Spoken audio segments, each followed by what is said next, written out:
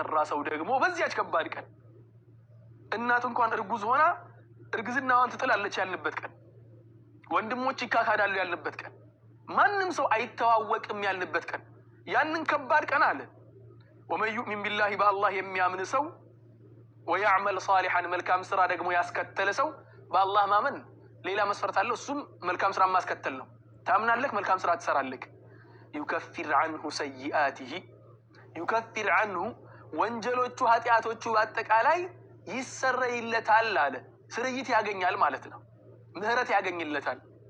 ወዩድኺልሁ ወንጀሉን መማር ብቻ አይደለም፣ ምህረት ብቻ አይደለም። ወዩድኺልሁ እንዲሁም ያስገባዋል። አላህ ያድርገን ከነሱ መካከል፣ አላህ ይጠብቀን፣ አላህ ወንጀላችንን ይማረን፣ ጀነትንም ያስገባን። ጀናትን ተጅሪ ሚን ተሕቲሃ አልአንሃር ከስሮቻቸው ወንዞች የሚፍለቀለቁ የሚፈሱባትን ጀነት ይወርሳታል አለ ሰውየው። ተመልከቱ። ትሰራለህ፣ ትመነዳለህ ነው። ትተዋለህ፣ ታገኛታለህ። ቅድም ያወራነውን አትርሱ። አላህን የካዱትን የአላህን ንግግር ያስተባበሉትን እነኚህ ሁላ ሲቀጡ በአላህ ያመኑና ትክክለኛውን መንገድ የያዙት ደግሞ ጀነትን ይወርሳሉ አለን ማለት ነው። ከዚያስ ኻሊዲነ ፊሃ አበዳ ከጀነት ኒዕማ በላይ ትልቁ ኒዕማ ይላሉ።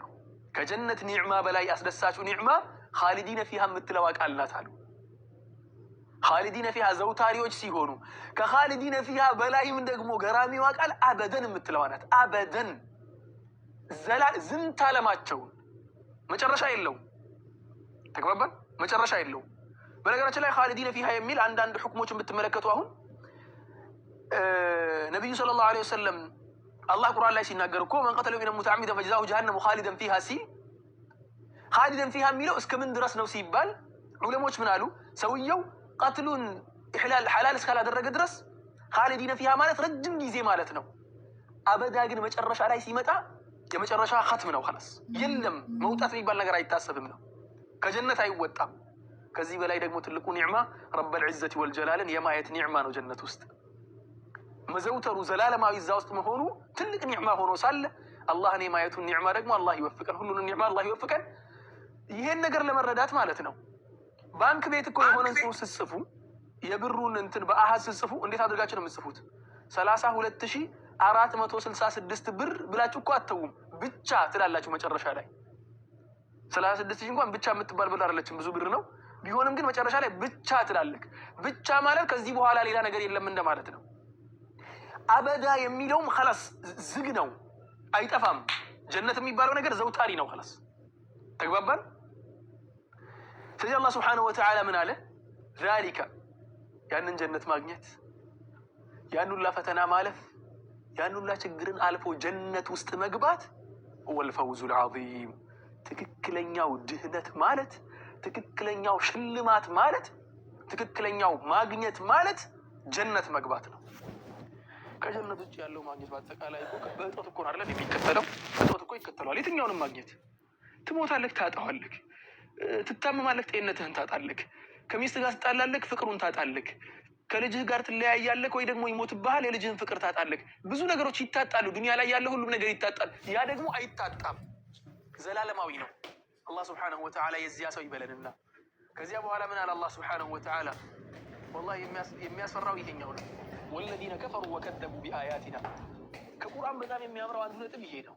ቁርአን ነገሮችን እያፈሰሰ ነው የሚመጣው። ያፈሰዋል በደንብ አድርጎ ማለት ነው። የአላህን ልቅና ነገረን፣ የአላህን ሀያልነት ነገረን። ከዚያ በኋላ ስለ ሞት ጉዳይ ያነሳብን። ከሞትን በኋላ አንቀሰቀስም የሚሉ ሰዎች እኮ አሉ። ተሳስተዋል። መቀስቀሱን በደንብ አድርገን ቀስቅሰን እናሳያቸዋለን። ይቀሰቀሷታል ብሎ ነገር ለቱብዓቱና ትቀሰቀሷታላችኋል።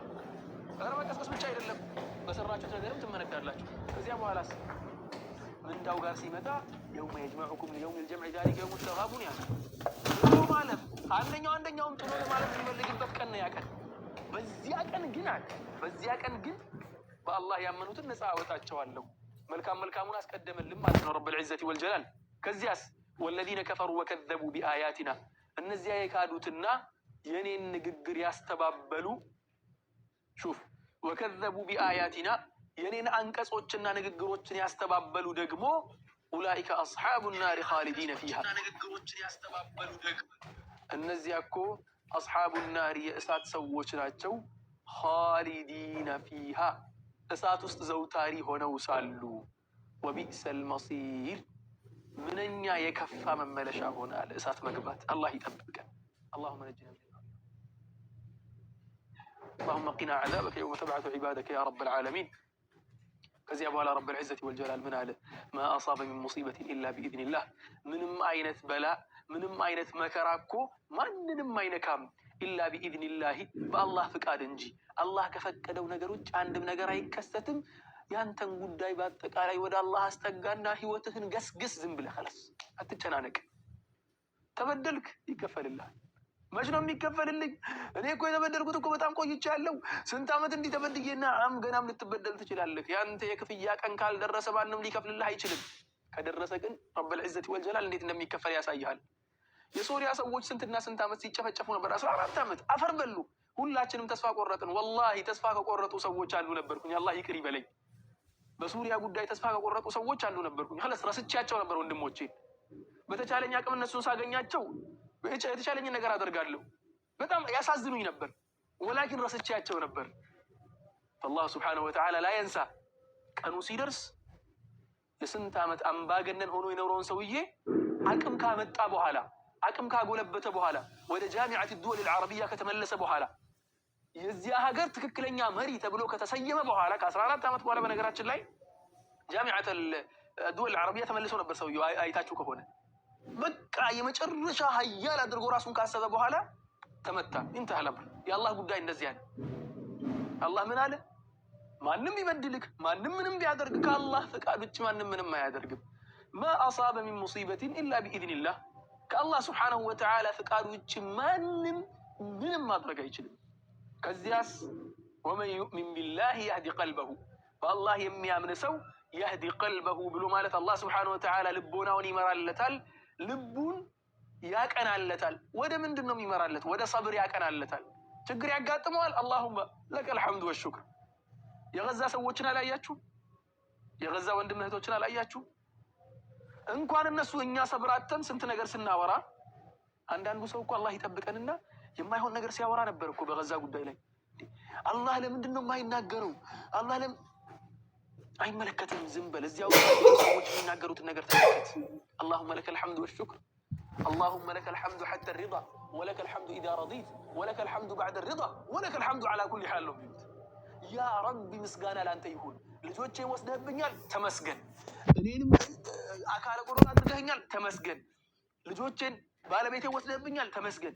እንደዛ አድርገው ዱዓ የሚያደርጉት አላያችሁም? እናንተ አላያችሁ? ያን ነገር ስትመለከቱ ወመን ዩእሚን ቢላህ የሚለው ይገባችኋል። በአላህ ያመነ ሰው በነገራችን ላይ የተሳሰረ ነው። ማ አሳቢ ሙሲበቲን ኢላ ቢኢዝኒላህ ምንም አይነት ሙሲባ በላ በዱንያ ላይ ሲመጣ፣ ምንም አይነት ችግር ዱንያ ላይ ሲደርስባችሁ፣ ምንም አይነት ፈተና ሲመጣ ኢላ ቢኢዝኒላህ በአላህ ፍቃድ እንጂ አይሆንም። ወመን ዩእሚን ቢላህ በአላህ ያመነ እስከሆነ አንድ ሰው ያህዲ ቀልበሁ ልቡን ይመራለታል። ወዴት? ወደ ሰብር ይመራለታል።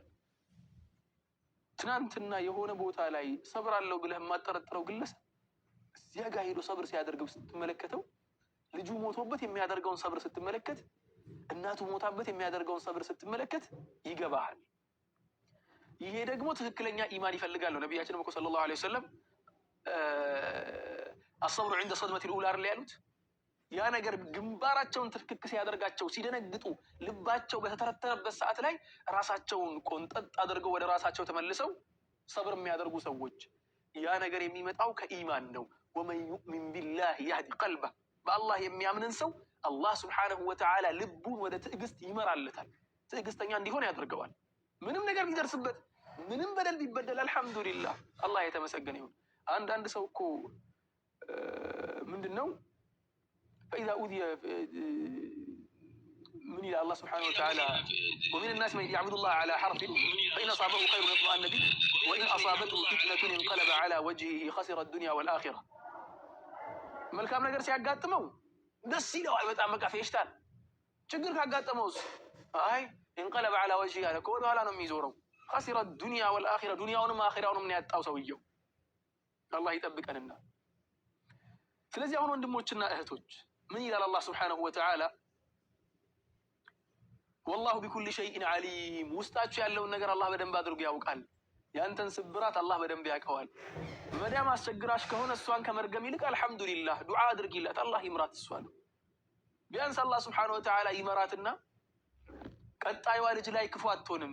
አስታውሳለሁ አንድ ጊዜ አንድ ኡስታዝ ነበረን የሚያስቀራንና ተማሪውን ሲደበድብ በእልህ የሚደበድብ ነው የሚመስለው። ወላሂ አልዓዚም በደንብ አድርጎ ይቀጠቅጠን ነበር እስኪ በቃን ድረስ። ጣቶቼን የሆነ ጊዜ መጥቶኝ እነኚህ ጣቶቼን መጥቶ በምንድን ነው የመታኝ? በማስመሪያ ነበር እንዲህ እየመታኝ ማለት ነው። እዚሁ ጋር እየመታኝ ያ ኡስታዝ እዚሁ ጋር እየመታኝ ወላሂ ጣቴ አበጠ፣ እያየሁት አበጠ። መጥቶ ሳይጨርስ እኮ ነው ማበጥ ጀመረ ማለት ነው እዚህ ጋር። ያንን ኡስታዝ ወላሂ ሰብሰብ ብለን በቃ ዱዓ ማድረግ ጀመርን። እኔ ጋር በነገራችን ላይ ዒሻ ሰዓት ነው አሁን፣ እናንተ ጋር ዙሁር ሊሆን ይችላል። እየደበደበ ኡስታዝ በቃ ምን ማድረግ እንችላለን? ምንም ማድረግ አንችልም። ዱዓ አደረግንበት። በቃ አላህ ሱብሓነሁ ወተዓላ ይምራው፣ አላህ ቀጥተኛውን መንገድ ይምራው።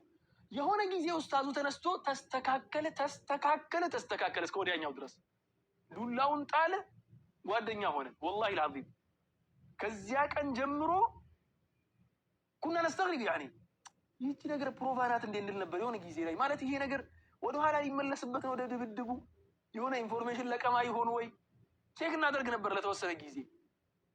ተግባባን። ስለዚህ አሁን ያለው ነገር ይሄ ነው። አላህ ሱብሓነሁ ወተዓላ ሁሉም ነገር በእጁ የሆነ አምላክ ነው። ስለዚህ ሰብር አድርጉ። ትዕግስት ደግሞ ከአላህ ዘንድ ነው የሚሰጠውና ወአጢዑላህ ወአጢዑ ረሱላ አላህን ተገዙት፣ መልእክተኛውን ደግሞ ቃሉን እሺ ብላችሁ ታዘዙት።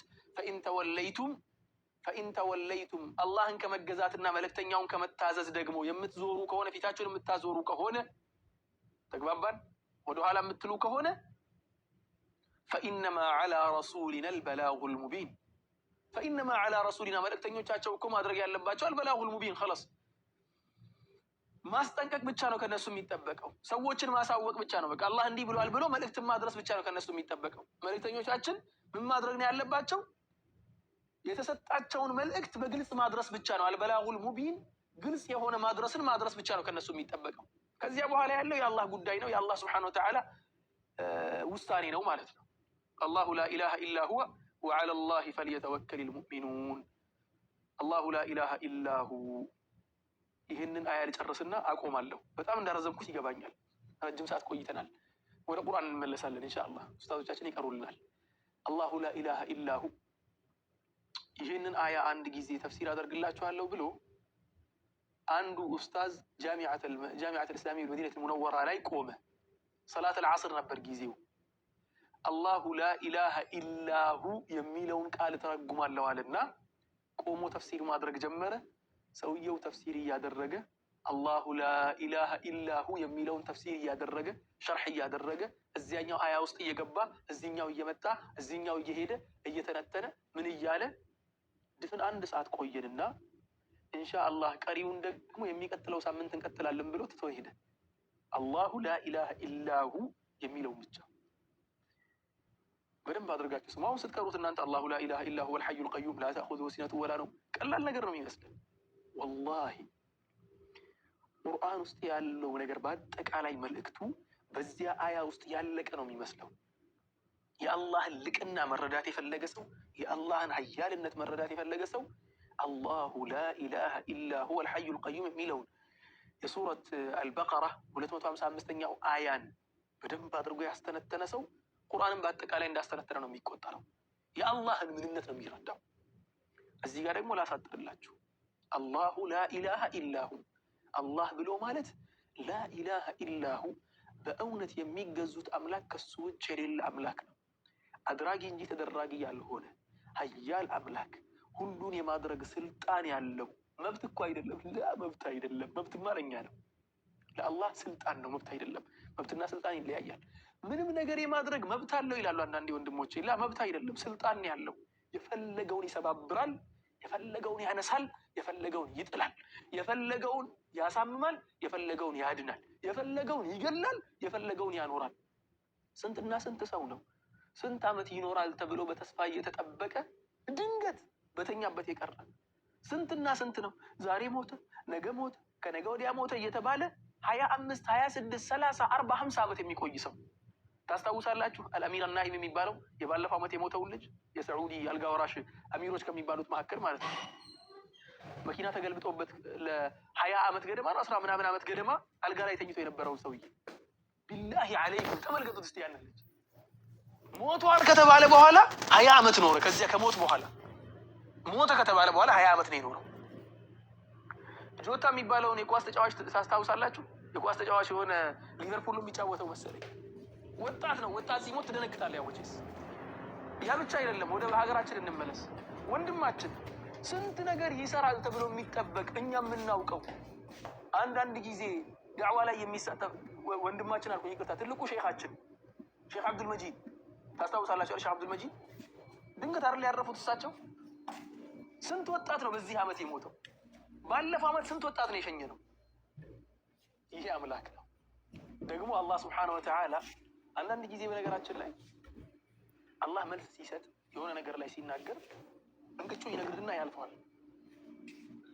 ፈደምደመ ዐለይሂም ረቡሁም ቢደንቢሂም ፈሰዋሃ አልና ያቺን ምድር እኮ እንዳልነበረች አድርጎ ድምጥማጧን አጠፋት አለና ወላ የኻፉ ዑቅባሃ አለ። ያንን ነገር ካደረገ በኋላ ደግሞ ከዚያ በኋላ ምን ሊመጣ ይችላል የሚለውን ነገር የሚፈራ አምላክ አይደለም። የዚያን ነገር መመለሻ የሚፈራ አምላክ አይደለም። እንዲህ በሆነ ጊዜ ይሄን ወላ የኻፉ ዑቅባሃ የሚለውን አንድ ሼኻችን ሲፈስሩ ሼኽ ጁነይድ ይባላሉና ሲፈስሩ ምንድነው ያሉት? ወላ የኻፉ ዑቅባሃ ጀቹን አሉ ኸጄሴ እንደይሲነ ጀቹዳ። ወላ የኻፉ ዑቅባሃ ማለት ገሎ የማይሸሽ ማለት ነው። የሰው ልጅ ሲገድል እኮ ይሸሻል አይደል? ቦታውን ለቆ እኮ ነው የሚሄደው አይደል? ረብል ዒዘቲ ወልጀላል የፈለገውን ቢያደርግ ማንም ጥያቄ የለውም። خلاص የፈለገውን ያደርጋል። እንተሃላ አላሁ ላ ኢላሃ ኢላ ሁወ ሲልም ያለው የፈለገ የሚያደርገው። አንዳንድ ሰው አሁን መጥቶ ይጠይቃል፣ አላህ ለምንድን ነው እንትን ያደረገው? ምን እንኳን አደረገ ምን አገባህ አንተ? አላህ ለምንድን ነው ይሄን ግዴታ ያደረገው? እንኳን አደረገ አንተ ምን አገባህ? በስልጣኑ ነው ያደረገው። ፍጡሮቹ ነን። በስልጣኑ ነው ያደረገው። የፈለገውን ቢያዘን አፈር ብሉ ቢለን ወላሂ አልዓዚም ቁርስ ምሳ እራት አድርገን አፈር በበላን ነበር። አላህ አፈር ብሉ ብሎ ቢያዘን ከለከለን እንጂ ቁርስ እራት ምሳ አድርገን አፈር በበላን ነበር። ምክንያቱ ሲባል አላህ ነው ማለት እንተህላም አላህነቱን አምኜ ከተቀበልኩት በኋላ ሌላው ነገር ላይ ሸክል ይመጣብኝ እንዴት ይደረጋል? አላሁ ላ ኢላሃ ኢላ ሁወ እኮ ተግባባን። አላሁ ላ ኢላሃ ኢላ ሁ አላሁ ላ ኢላሃ ኢላ ሁ አላሁ ላ ኢላሃ ኢላ ሁ ከሱ ውጭ የሚመለክ ከሱ ውጭ የሚሰገድለት ከሱ ውጭ እርዳታ የሚፈለግ ከሱ ውጭ የሚታዘዙለት ከሱ ውጭ የሚያልቁት ከሱ ውጭ የሚያመሰግኑት ከሱ ውጭ ግንባራችንን ለማንም እንኳን